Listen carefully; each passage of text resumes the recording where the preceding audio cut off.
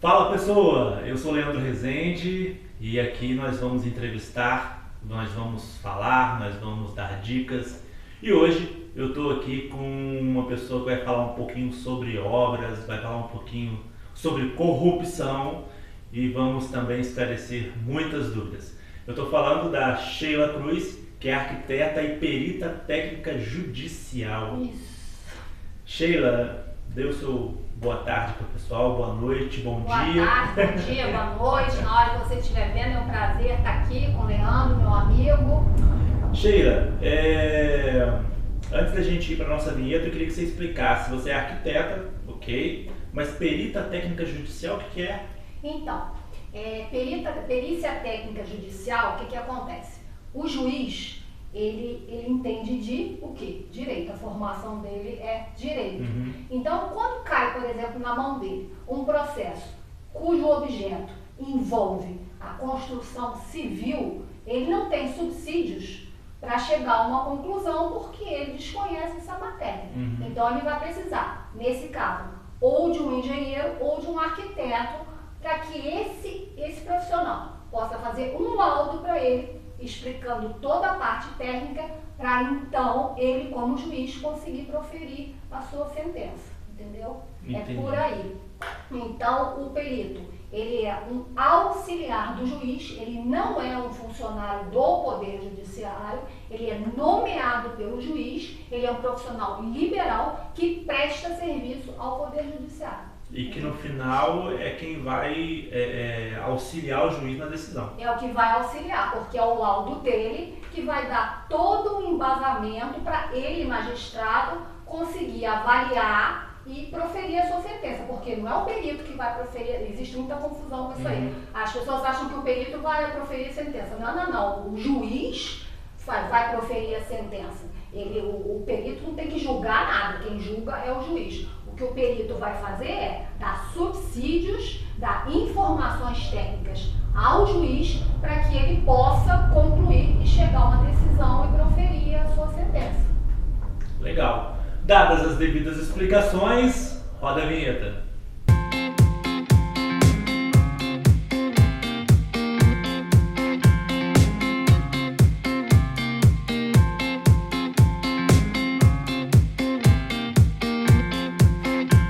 Muito bem, então estamos aqui com a Sheila Cruz, arquiteta e perita técnica judicial, e a gente vai falar um pouquinho de cada coisa, né? A Sheila é muito conhecida aqui em nossa cidade, em Resende, onde nós estamos gravando. E Sheila, eu quero começar com uma pergunta que muitas pessoas têm dúvida, né? E talvez essa dúvida seja a dúvida da maioria, né, mesmo das pessoas, quando vai começar a fazer uma obra ou pensa numa obra. Qual a diferença do arquiteto para o engenheiro? Isso aí é uma excelente pergunta, porque ninguém sabe. Eu acho que até os profissionais hoje se confundem, sabia? O que acontece? Deixa eu tentar ver se eu consigo explicar, né? A diferença básica entre o arquiteto e o engenheiro, ela está na formação acadêmica. Como assim, Sheila? Bom, a faculdade do engenheiro, ela é totalmente direcionada à matemática e à física. É uma lavagem cerebral de matemática e física. São os cálculos, né? São os cálculos, é mecânica, é um monte de coisa. Mas tudo direcionado à matemática e à física. Algumas cadeiras são de desenho técnico e algumas de projeto, de instalações, por exemplo. E o que acontece na faculdade do arquiteto? O arquiteto tem uma faculdade extremamente eclética, por isso que eu falo que o arquiteto é meio doido, porque a gente gosta de um monte de coisa ao mesmo tempo e não dá pra gente ficar com a sanidade mental perfeito estado, gostando de tanta coisa junto. Aí o que acontece? O arquiteto, ele dá cálculo também, igualzinho o engenheiro, ele dá instalações, igualzinho o engenheiro, ele dá resistência dos materiais, igualzinho o engenheiro. Quer dizer, aí ele vem desde o cálculo até história da arte. Mas eu poderia, por exemplo, eu vou fazer uma obra, eu contrato um arquiteto ou um engenheiro? Olha a pergunta. Aí é onde eu vou chegar. O que acontece? Essa formação acadêmica tem essa diferença básica, sendo que o engenheiro tem a ênfase maior no cálculo e o arquiteto dá várias coisas que o engenheiro dá, mas a ênfase maior é no projeto. O arquiteto recebe uma lavagem cerebral do primeiro dia até o último dia da faculdade em relação ao projeto. Aí o que acontece? O que acontece é que quando os dois se formam, a maioria das atribuições são compartilhadas. Então, o arquiteto pode ser responsável pela obra, assim como o engenheiro civil. A gente está falando de engenheiro civil, né? Então, a atribuição legal permite que os dois sejam responsáveis por Não precisa contratar os dois? Se você quiser contratar os dois, melhor ainda, porque eu acho assim, o arquiteto e o engenheiro se complementam, apesar deles brigarem o tempo todo, eles são complementares. Eu ouvi uma vez que o arquiteto é o que desenha e o engenheiro é o que se vira para fazer o negócio funcionar. Exatamente, tem um monte de piadinha, tem uma rivalidade danada, que bobagem, as pessoas perdem tempo brigando, entendeu? Não é nada disso. O arquiteto complementa o engenheiro. E o que acontece? Acontece que na hora que o engenheiro se forma, ou na hora que o arquiteto se forma, cada um segue uma especialização. Por exemplo, vou te dar um exemplo aqui para encurtar, para resumir. O engenheiro civil, quando ele se forma, tem alguns que se especializam só em projeto de instalações, elétrica, hidráulica, só faz isso. Eu tenho vários amigos aqui.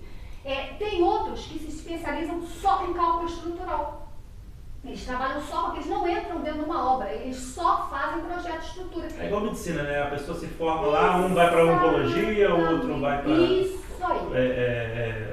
obstetrícia. Isso aí. O arquiteto, a mesma coisa do engenheiro. A maioria dos arquitetos detesta obra. Então, ele prefere se especializar no quê? No projeto, porque já que o arquiteto ele é mais conduzido para trabalhar com o projeto. Tem outros que já gostam mais de trabalhar com interiores, tem outros que se especializam em paisagismo, entendeu? E aí tem outros, como é o meu caso, que gostam da obra, que gostam de estar ali administrando a obra. Então, no final, o que aconteceu? O engenheiro e o arquiteto, eles são convergentes. Eles acabam indo para o mesmo ponto. Então, por isso é que existe essa confusão, é a falta de informação das pessoas. Mas também, lógico, ninguém tem obrigação de saber disso.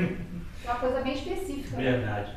E a gente pode dizer, eu vejo algumas pessoas reclamando, a gente pode dizer que a profissão está desvalorizada? Sim, a profissão está bastante desvalorizada. Por quê? Isso é uma coisa assim que está deixando todo mundo muito triste. Então, existem, isso é uma opinião minha pessoal. Eu atribuo assim, primeira coisa é justamente isso que a gente acabou de falar. A falta de informação das pessoas, para que serve afinal o arquiteto e o engenheiro. Vamos comparar com o médico. O médico, se você passa mal, você não tem dúvidas que você tem que procurar o médico. Agora, quando você vai construir, muita gente acha que vai chamar o pedreiro que o primo indicou e vai estar tudo resolvido. Então, quer dizer, isso aí, sem desmerecer, pelo amor de Deus, o papel do pedreiro, que é de fundamental importância dentro de uma obra, mas acontece que ele não substitui o arquiteto e o engenheiro, de maneira nenhuma. O arquiteto e o engenheiro estudaram e estudam uma vida toda para se aprimorar e serem responsáveis por aquilo que eles fazem. O pedreiro não. O pedreiro ele está ali para exercer a função dele de uma outra forma. A gente poderia comparar assim, o arquiteto e engenheiro seria aquele chefe de cozinha que vai seguindo a receita, e o pedreiro que não tem muita informação, não são todos, não vamos generalizar. Ele seria aquela pessoa que vai cozinhando no olho assim e vai colocando tempero na medida que o negócio. Mesmo porque a construção civil meio que parece com a culinária, né? Misturar vai colocando tempero o cimento com a brita uma massa. Seria mais ou menos isso? Exatamente, é uma massa de bolo aquilo ali. Qual que você prefere? Você prefere uma pessoa que vai seguir a receita bonitinha ou aquele que vai testando para ver se está salgado, se está doce? Pois é, exatamente. Quer dizer, cada um tem o seu papel. E aí é o que eu te falei, a falta de informação. O médico, as pessoas sabem claramente a necessidade de procurar. Já com relação ao arquiteto e engenheiro, não. Então, essa falta de informação é que faz com que a profissão tenha ficado totalmente desvalorizada. E o segundo ponto, que eu tenho certeza que agravou mais ainda essa situação, foi a questão da corrupção. Nas obras públicas, principalmente. Por quê? Porque o Estado foi aparelhado de uma tal forma para servir a corrupção e para isolar o cidadão, que o arquiteto e o engenheiro, para você fazer uma corrupção dentro de uma obra pública, você precisa do aval e da assinatura o tempo todo de quem? Do arquiteto e do engenheiro. Então, os maus e péssimos políticos viram que eles precisavam do arquiteto e engenheiro para eles conseguirem concretizar as suas ações de desvio de verba e vai por aí afora. O que aconteceu? O arquiteto e engenheiro que vai trabalhar na administração pública, seja ele contratado, ou seja ele cargo de confiança, ou seja ele servidor, ele ficou encurralado. Se ele não entra no esquema, ele é marginalizado, ele é perseguido, e às vezes perseguido de uma forma bem violenta. Se ele entra, ele se torna corrupto. E vamos falar uma verdade agora aqui, Leandro. Eu vejo muita gente falando assim, todo mundo é corrupto. Eu acho que assim, eu não sei a porcentagem, porque eu acho que não existe uma pesquisa para isso, mas eu acho que se a gente for fazer uma pesquisa, eu acho que 10% da população é corrupta. Talvez. O que eu vejo é a maioria das pessoas querendo o quê? Trabalhar honestamente. Honestamente, verdade. Então, o que acontece? Eu vou te dar um exemplo. Os empreiteiros, donos de grandes construtoras. Você entrou num assunto aí que não está nem nas perguntas aqui, mas é pertinente. Por exemplo, eu lembro que o Odebrecht, o pai, disse que quando começou a República da forma como é hoje, começaram a pedir propina e tal, e aí começou, quando os militares saíram do poder, né, ele disse com essas palavras, foi quando começou a roubalheira. É comum, né? Não deveria, mas é comum no meio político você ter a questão da licitação e na maioria das vezes a carta marcada, e aí a obra que deveria custar X custa 3X porque tem que dar o dinheiro para o político aqui, para o político lá, o arquiteto também para ficar de boca fechada. Isso prejudica um pouco a finalização da obra, que é o que a gente gostaria de ver, uma obra bonita, uma obra bem feita, né? Às vezes você tem uma obra que seria a la Niemeyer, uma coisa, né, muito bem feita, e no final sai uma caixinha de ovo.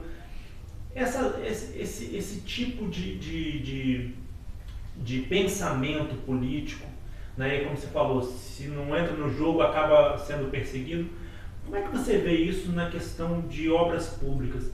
As obras públicas hoje, elas têm má qualidade, porque o arquiteto, o engenheiro, na hora que está fazendo, ele não pensa muito na qualidade, ou porque está desanimado, porque já vai ter que pagar, enfim, qual é a sua opinião sobre essas obras públicas aí? Em primeiro lugar, nós estamos trabalhando com uma geração desiludida, totalmente. É aquela geração que fala assim, vou trabalhar certo para quê? Não vão dar valor, ninguém vai me ouvir. Você acha que existem com profissionais certeza, que às vezes fazem um projeto de qualquer jeito? A maioria. Só para ganhar o dinheiro, para ganhar a licitação. Porque as pessoas precisam de dinheiro para sobreviver, não tem jeito. Aí o que acontece, por exemplo, você falou do Odebrecht. O que acontece com donos de empreiteiras como a Odebrecht, como a outras tantas OAS da vida? O que acontece é o seguinte, sem querer, vamos colocar as coisas nos devidos lugares, sem querer justificar nenhum deles, eu não estou aqui para justificar, mas eu estou aqui trazendo um outro lado que o leigo não vê e nós profissionais vemos. O dono de empreiteira, exatamente isso aí que você acabou de falar tudo. Depois que saíram os militares, blá blá blá, começou essa confusão toda, o dono de empreiteira, para sobreviver, meu amigo, para conseguir comer, ele ou entrava no jogo do político de tomar lá da cá, de passar propina, ou ele não trabalhava. Porque se ele não paga propina, né, não estou dizendo, não estamos generalizando, novamente falando. E não estamos justificando. Não estamos justificando, mas teoricamente, né, aliás, praticamente, né, porque na teoria não deveria existir, mas praticamente, se ele não paga propina, ele não ganha licitação e aí a empresa não anda. Não anda. Ele tem que fechar as portas. E eu te falo isso com propriedade. Eu já trabalhei dentro de grandes empreiteiras. E sabe o que acontece? Geralmente, dentro de uma grande empreiteira dessa, tem um cidadão que cuida só dessas negociatas. Porque, por exemplo... O Odebrecht apareceu as listas lá, né? Tinha um pessoal, tinha um escritório de contabilidade praticamente só para tratar da propina. Só para tratar. Por exemplo, eu trabalhei dentro de uma baita de uma construtora que o diretor, tinham dois donos. Um dos donos, ele se recusava a fazer parte disso, porque era uma pessoa extremamente honesta, ele não conseguia digerir uma situação dessa. Deixa eu te fazer uma pergunta. Você já recebeu proposta de propina? Sim, recebi. Aqui quando houve aquela situação toda minha aí em 2012, 2013, que eu trabalhei no governo aqui e que eu fui contratada pela Secretaria de Educação para fiscalizar as obras da Secretaria de Educação, e quando eu comecei de fato a fazer o que eu tinha que fazer, que era o meu trabalho, eu comecei a incomodar, porque eu comecei a descobrir uma série de irregularidades, tanto a nível de planilhas, como a nível de obras, parte técnica das obras, que foi onde mais me escandalizou e me aterrorizou. 2012? Foi 2012, 2013. Porque quando eu vi que as verbas estavam sendo desviadas, eu fiquei preocupada. Mas o que me deixou em pânico foi ver que o desvio de verba era tanto que estava comprometendo a qualidade das obras. Na época você era contratada da prefeitura ou não? Eu era cargo de confiança da secretária de Educação na época. E então quando eu comecei a fiscalizar, que aí o que acontece? Você começou a fazer o negócio errado. Eu comecei a fazer o negócio errado, exatamente. É porque isso é que o errado virou certo e o certo virou errado hoje em dia.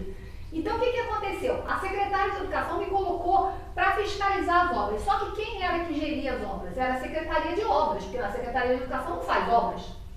Então eu comecei a fiscalizar o que os fiscais da Secretaria de Obras estavam fazendo. Aí no começo, Leandro, sabe o que acontece? Pessoas como nós, isso é uma coisa que eu falo para todo mundo, eu falo, gente, preste atenção. Pessoas como nós, que estamos acostumados a trabalhar da forma correta, a gente sabe que existe corrupção, a gente escuta falar, mas quando a gente está dentro de um esquema, a gente não consegue acreditar. Até a ficha cair e eu fazer uma pergunta que assim, você disse que houve propostas para que você aceitasse propina, você não aceitou? Não aceitei. Mas pensou em aceitar? Olha só, porque a tentação é grande, a gente sabe que... Não, a tentação é muito grande. Você pensa assim, nossa, você eles não devem ter oferecido um cafezinho... Não. A oferta é assim, você vai fazer a planilha do jeito que eu quero, você vai fazer a planilha com esses valores e você vai ganhar a porcentagem X. Isso não foi dentro da prefeitura que fizeram comigo, isso foram empreiteiros que me chamaram nos escritórios deles para falar. Aí, olha só, Leandro, eu tenho um problema de consciência muito sério. Se eu aceitasse uma coisa dessa, sabe o que ia acontecer comigo? Eu nunca mais ia dormir na minha vida. Então, quando eu consegui finalmente, na minha lerdeza, conseguir entender o que estava acontecendo, eu falei assim, eu só tenho um caminho agora. Eu vou ter que recolher provas, porque o que eu já vi já foi demais. Eu não posso sair daqui calada. Então, muita gente me criticou quando eu denunciei nas redes sociais. Mas é o que eu falei, gente, eu precisava. Quando você denunciou, você ainda era cargo comissionado ou foi depois? Não, eu já tinha sido exonerada, porque eu já tinha entrado em brigas terríveis lá dentro. Não, eu já tinha brigado frontalmente com eles. E aí foi que eu ouvi na época, confesso que não estudei a fundo, mas foi aí que surgiu o tal dossiê Cruz. Foi isso por mesmo. sua causa. Foi porque eu montei um dossiê. Eu comecei a recolher provas. Eu sabia, os trechos de processo que eu tinha que copiar, eu comecei a recolher provas daquilo ali com fotos das obras, das irregularidades. Eram várias obras? Muitas obras. São obras que estão sendo construídas erradas e outras que estão sendo mantidas erradas, sem manutenção. Era muito problema. Então eu comecei a assim que você achou que foi gritante. Você lembra de uma que foi gritante? Então, foi a morada do contorno, que foi aqui um ano depois, a creche da morada do contorno, que um ano depois caiu, parcialmente. Não, um ano depois que eu denunciei. Depois que você denunciou? Eu denunciei, ela desabou, colapsou parcialmente, porque foi a laje em balanço que caiu. E a da Morada da Barra, que tinha os mesmos erros. Creche da Morada da Barra. Creche da Morada da Barra. Que é o mesmo projeto da Morada do Contorno. É o mesmo projeto e a mesma verba do FNDE. Aliás, só assim pra gente fazer um parênteses. Projeto excelente, sim, completíssimo, feito pelos arquitetos e engenheiros do FNDE. É do governo federal, é isso, né? Governo federal. Porque eu lembro que eu estive no sul, em Gaspar, se não me engano, Santa Catarina. E lá tinha um projeto idêntico, assim, é o mesmo projeto mesmo, assim, eu passei de ônibus Eu vi a creche e falei, nossa gente, o pessoal de Resende chegou aqui, mas não, depois eu fui ver, era um projeto do governo federal. Mas assim, o erro está no projeto ou na execução? Não, o projeto não tinha erro. O projeto era perfeito. É um projeto que há muito tempo eu não via um tão bom, porque o projeto do FNDE ele não é só um projeto básico. Os projetos que são entregues nos municípios, feitos pelos órgãos dos municípios, eles mal entregam uma fachada, uma planta baixa. Isso é de propósito, que é para justamente depois, na licitação, que já é carta. Exatamente, ter os aditivos, porque o projeto está incompleto. Então eles vão argumentar, não, o projeto não tinha informações. Um projeto que deveria sair por 300 mil, acaba saindo por 3 milhões. 3 milhões, exatamente. Aí começam os aditivos que eles estão ali justificando, que é porque o projeto está totalmente incompleto, não tinha informação. Esse projeto estava completo? Esse estava absolutamente completo, porque ele tinha o projeto básico, que a gente chama que é o projeto de arquitetura, e tinha todo o projeto executivo. O que é o projeto executivo? É o projeto onde os engenheiros especialistas, cada um das suas áreas, pegam o projeto de arquitetura em cima deste projeto.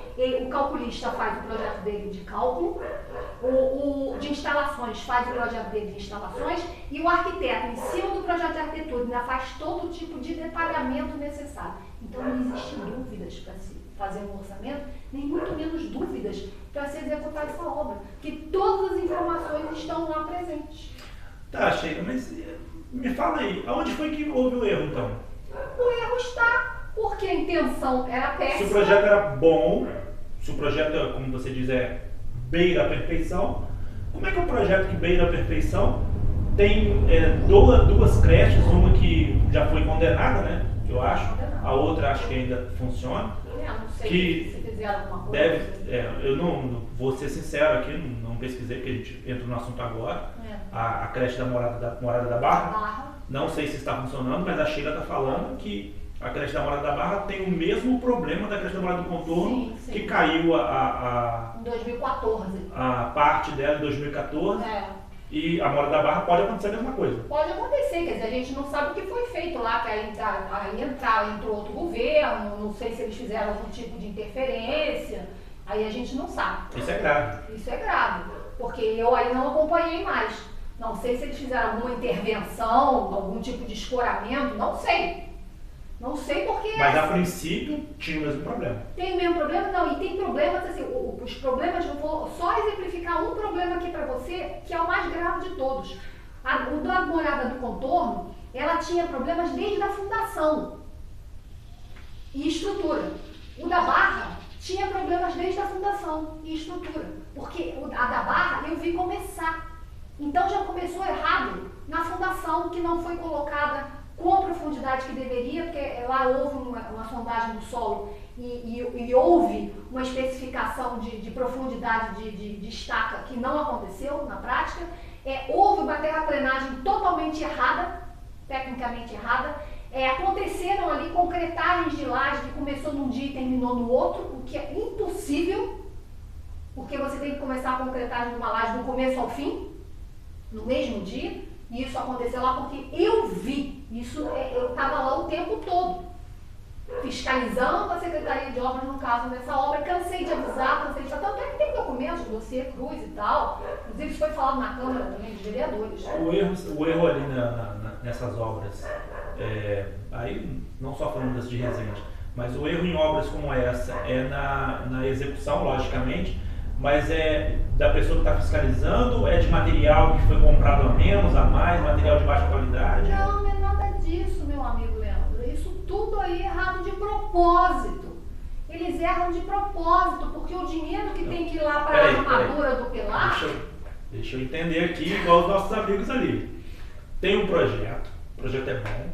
O projeto é ótimo. Você tem os materiais que suprem o que o projeto precisa. Sim. Você tem as especificações que teoricamente são cumpridas, mas aí as pessoas erram de propósito. Erram de propósito. E foi aí onde eu custei para entender, que eu não conseguia porque ela não está entendendo. Então, mas é isso que eu te falo. Nós, pessoas honestas, que a gente está acostumado a trabalhar correto, a gente custa entender como é que nós temos engenheiros, arquitetos, fazendo aquilo errado, sabendo que é errado. É uma creche. Tem crianças lá dentro e a pessoa erra de propósito, sabendo que aquilo ali pode, o teto pode desabar em cima da pessoa, uma criança. Sim, isso é crime. E é o que eu te falei, o médico, quando mata um de uma vez. O arquiteto e o engenheiro mata vários de uma vez só. E é onde o meu nervosismo foi maior. Porque desviar verbo é horroroso. Mas se eles estivessem desviando a verba e pelo menos estivessem fazendo a obra com qualidade, menos mal. Mas não, eles estavam, por exemplo, tem pilar sem armadura na creche do contorno. Está condenada. Aquela laje que caiu, que a gente fez até aquele vídeo, aquela filmagem lá aquela vez, eu mostrei na época ali naquele vídeo, aquela laje ali não tem a malha que tem que ter de aço que a gente coloca na laje. Ela não tem os ferros negativos. Quer dizer, ela não tem o aço. Ela só tem concreto e um sobrepeso de concreto. Isso é de uma gravidade assim, não tem palavras para explicar. É uma irresponsabilidade. Olha, não sei, eu não consigo encontrar a palavra para falar isso, entendeu? Isso é... Porque quando você pensa que um pilantra, não sei se um pilantra aceita executar, né? Não fazer, executar um projeto onde vão ter crianças ali, né? Sejam crianças, idosos, enfim, sejam pessoas, sabendo que aquilo ali pode matar, essa pessoa tinha que estar presa. Prenderam alguém? Não tem ninguém, está tudo comprovado. Tudo que estava no dossiê foi comprovado, Leandro, pela Polícia Federal. A Polícia Federal esteve lá fazendo uma perícia, me chamou para acompanhar na perícia, porque como eu sabia toda a história do começo ao fim, eles me pediram, Sheila, vai com a gente, porque você, como já sabe, para encurtar o caminho, senão eles tinham que fazer uma pesquisa e eu já sabia onde eles teriam que ir. E eu fui junto com eles. Eles ficaram horrorizados. Você sofreu perseguição? Sofri muito, eu recebi ameaça pelo telefone. Que tipo de ameaça? De vida. De vida? De vida. Ligaram pra você e falaram, se você não parar, eles não falam diretamente, Tipo, é melhor tomar cuidado. Não, foi assim, eles mandaram um intermediário me ligar e falou assim, a conversa foi assim, para encurtar. Ah, Sheila, tem certas coisas que não valem a pena a gente fazer. Você pode ter uma vida muito boa daqui pra frente. Eu me arrependo muito, isso a pessoa falando, eu me arrependo muito com algumas coisas que eu fiz, que eu vejo que hoje em dia eu poderia ter outra vida. Isso porque eles não queriam que eu fosse ao Ministério Público Federal fazer oitiva lá. Entendeu? Então, assim, e eu não tive proteção, não tinha segurança, eu tinha que entrar na prefeitura todo santo dia para ver os meus projetos particulares, todo santo dia não, mas toda semana, para ver meus projetos particulares lá, que eu dependo da prefeitura o tempo todo, tinha que encontrar com eles o tempo todo, entendeu? Quer dizer, é uma barra. Então aí a gente vai falar assim, poxa, porque aí a gente volta ao ponto inicial da nossa entrevista aqui. Os arquitetos e engenheiros ficaram como encurralados. Porque quem é que vai ter coragem e ânimo de fazer uma denúncia e passar pelo que eu passei, Leandro? E não só passar, né? Porque a família sofre junto também. A família toda sofreu junto. Os meus pais aqui, quando saíam, os meus filhos, quando saíam, já tinha que ficar olhando para tudo quanto é lado antes de abrir o portão, já ficou todo mundo paranoico. E é uma coisa que a gente parece, às vezes, vê na televisão e parece que é tão longe, né? Parece que é muito longe. Aí é igual se fosse um coronavírus. Você acha que, não vou pegar. Quando pega... Exatamente. A gente não acredita. É o que eu falei pra você. E eu custei acreditar. No começo, a conclusão que eu levei, que eu tirei quando eu estava lá, era de que eram os empreiteiros que eram ruins. Você pensou em não denunciar? Ou, poxa, acho melhor ficar quieto? Não, em momento algum pensei em não denunciar. Porque, como eu falo pra você, eu tenho um problema de consciência seríssimo. E depois que eu vi o que eu vi, e que eu vi o perigo de que as construções podiam vir a colapsar com crianças, com professores, com funcionários lá dentro, eu não tive dúvidas de que eu precisaria, mas eu não podia sair sem ter provas. No meio político, você teve algum apoio, assim, que você... Nenhum, meu partido não me virou as costas. Vereadores? Vereadores, o único que ficou ao meu lado foi o Irani. Doutor Irani? Doutor Irani. Foi o único que me defendeu no plenário, sozinho. Todos os outros me atacaram. Ele foi o único que me defendeu. Mas atacaram por quê? É porque eles distorcem, né? Que têm a capacidade de distorcer, disseram que o que estava sendo dito ali contra pessoas tão, assim, de moral, tão sólida, pessoas de família, ilibadas, exatamente. Como que alguém desconhecido como eu poderia estar falando essas barbaridades? Mas eu não estava falando, eu estava provando tudo que eu estava falando. E não era contra a pessoa, mas contra a atitude que ela estava tomando. Sim, contra o agente público. Ali não estava entrando em pauta nome de A, B ou C. Ele estava ali, o A, B ou C. Cargo, né? Ele está ali exercendo um cargo público, então ele está sujeito a críticas. Ele está sujeito a tudo aquilo ali, ainda mais quando se prova. Eu não disse uma palavra que eu não pudesse provar, porque como eu já trabalho no meio judiciário, com perícia, eu sei como funciona. A gente só consegue levar alguma coisa para o poder judiciário se tiver prova. Sim. Então tudo, eram mais de 3.000 páginas de provas que foram entregues ao Ministério Público Federal e Estadual. Mas ainda não foi finalizado. Que eu saiba, não.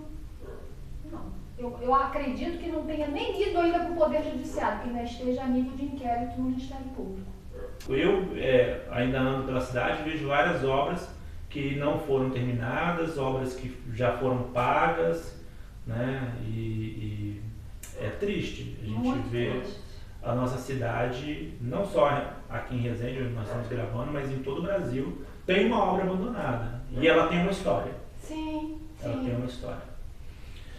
Vamos lá, vamos pra frente então, Sheila. Senão a gente vai ficar aqui horas falando sobre esse assunto. Dá pra gente falar Podemos gravar depois um só sobre isso. Sheila, como é que é a relação do arquiteto com o pedreiro? É uma relação boa? É uma relação mais ou menos? É uma relação onde um manda e o outro obedece? E até por essas questões de obras que a gente está falando sobre a corrupção, às vezes o pedreiro até alerta, mas tinha que colocar um pouco mais de cimento, tinha que colocar um pouco mais de areia. Como é que é? Se o arquiteto falar, o pedreiro tem que... Como é que funciona? Bom, hierarquicamente... Ou o engenheiro, né? O arquiteto e o engenheiro. Hierarquicamente, dentro da obra, né, o que o arquiteto e o engenheiro falar, o pedreiro tem que fazer. Mas aquele que tem ética, assim como da mesma situação do arquiteto e do engenheiro, aquele que tem ética, ele vai avisar. Não, peraí, porque tem muito engenheiro e arquiteto que não domina aquilo ali, ou então que domina, mas aquela especificidade ali ele não sabe tão bem quanto o pedreiro, porque o pedreiro muitas vezes sabe mais do que o engenheiro e o arquiteto, isso é absolutamente normal, visto que muitas vezes esses pedreiros nasceram dentro da obra junto com o pai, começou cedo a trabalhar.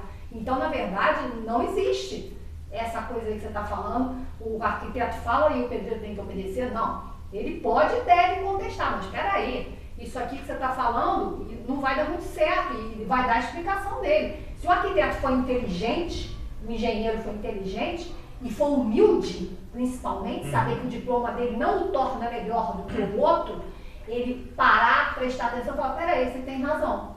E vai ali, eu acho que é um trabalho de equipe. Eu acho que ambos têm que ter voz, entendeu? E diante disso, se for agora, se o arquiteto realmente tiver razão, ele explica para o pedreiro, olha só, discute isso aqui, eu estou fazendo uma assim. Coisa nova, né? Por causa disso, entendeu? E tenta fazer o pedreiro entender aquilo que provavelmente ele vai entender e aí vai entrar no consenso, entendeu? Acho que tem que ser um trabalho de equipe, né?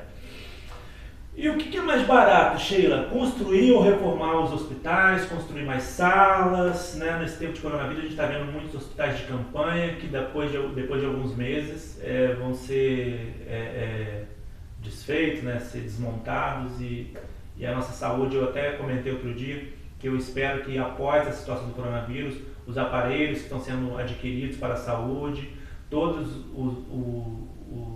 os equipamentos, né, que estão vindo para os hospitais, que eles possam ser bem utilizados pós-pandemia e a nossa saúde melhore.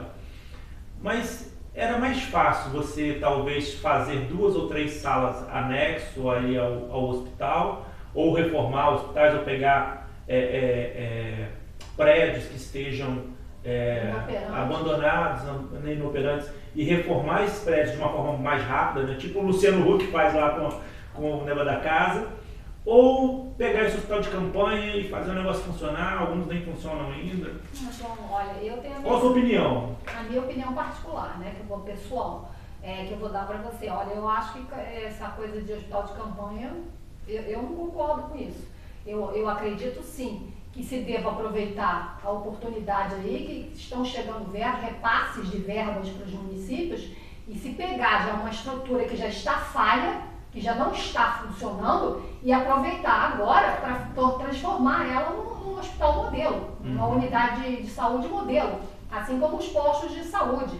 E construir também é válido, porque nós estamos precisando de mais hospitais, de mais unidades de saúde. A construção, ela é muito mais barata do que qualquer reforma. É que quando você vai reformar, você já começa gastando logo de cara um item que não se gasta na construção, que é a demolição.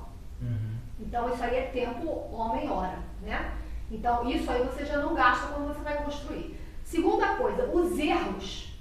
A possibilidade da gente errar numa construção é infinitamente menor do que na reforma. Por quê? Vou explicar. Porque na reforma, quando você começa a reformar, você nunca sabe o que você vai encontrar.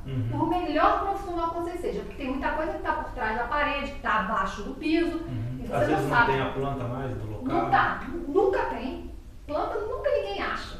Então você não sabe o que você vai encontrar. Então, quer dizer, se você estipulou um orçamento lá de 1 milhão para uma determinada reforma, o negócio pode passar para 5. Tranquilamente, porque você vai ver, você tem problemas muito mais sérios. Pensando agora, assim, fizeram hospitais de campanha, mas assim, as UPAs, né, elas têm uma estrutura muito simples, né, que você poderia fazer, não sei, posso estar falando besteira, mas você poderia ter feito algumas UPAs e utilizarem ela nesse momento para o combate ao coronavírus, depois ela ficaria como UPA para a cidade. Eu também acho. Não sei se eu posso estar falando besteira. Não está falando besteira não. Eu como profissional também vejo exatamente como você.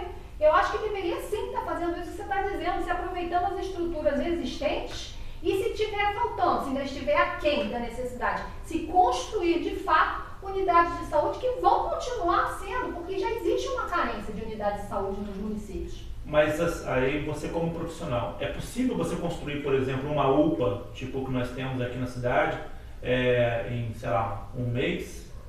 Não, um mês é complicado. Um mês é muito complicado. Vai ficar uma obra comprometida. Mesmo trabalhando aí as 24 horas ali?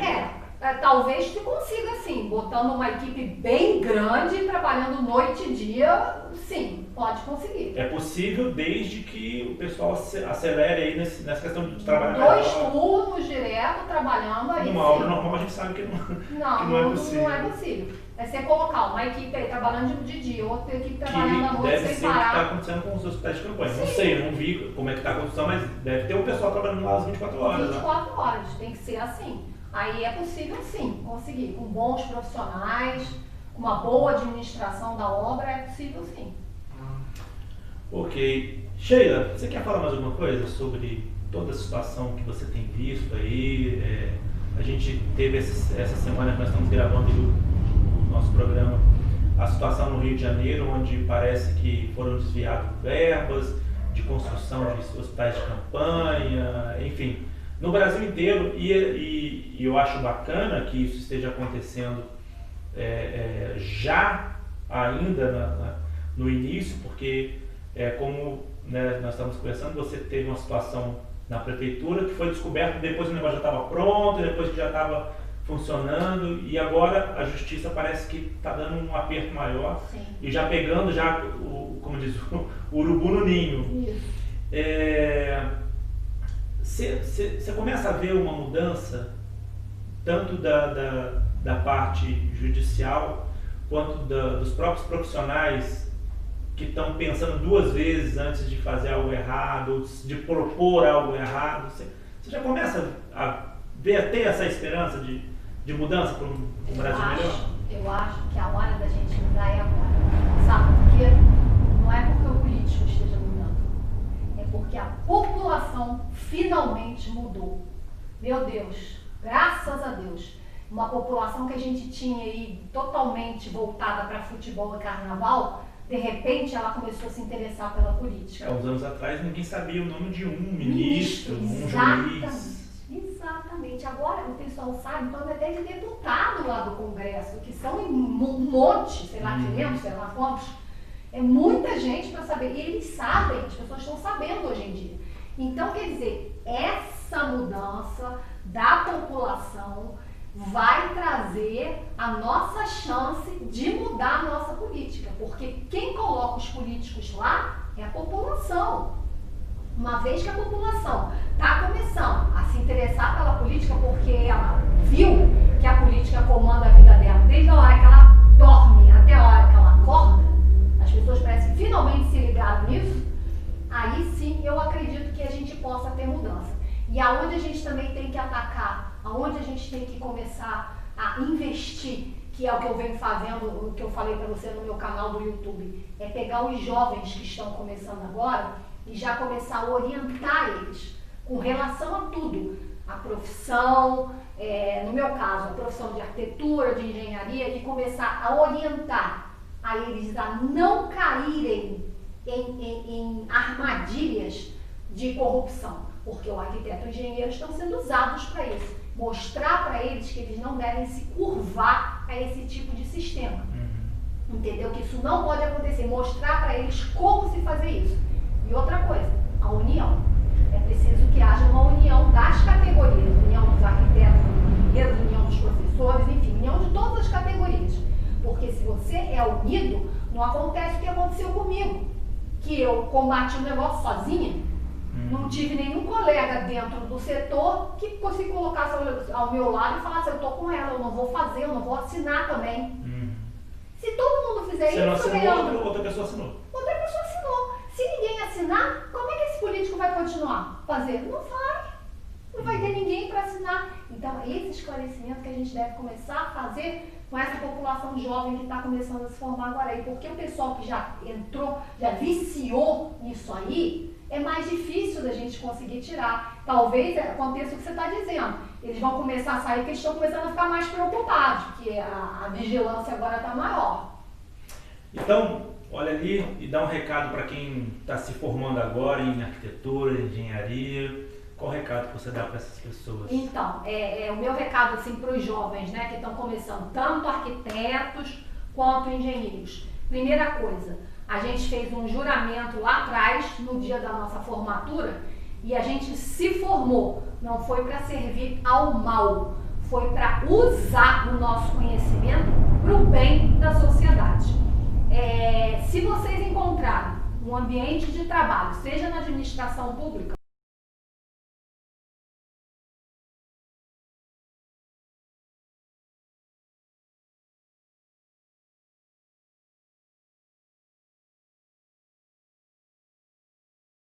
que concretizar a corrupção, se você é arquiteto, se você é engenheiro, der o seu aval e der lá a sua assinatura.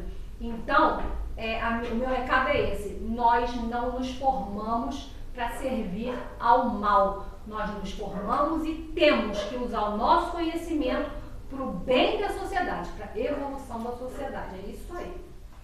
Qual é o teu canal no YouTube? É no YouTube que você tem um canal? É só procurar lá Sheila Vieira de Oliveira e Cruz e você vai encontrar o meu canal lá. Aí lá você dá dicas? Lá, assim, meu canal é bem eclético.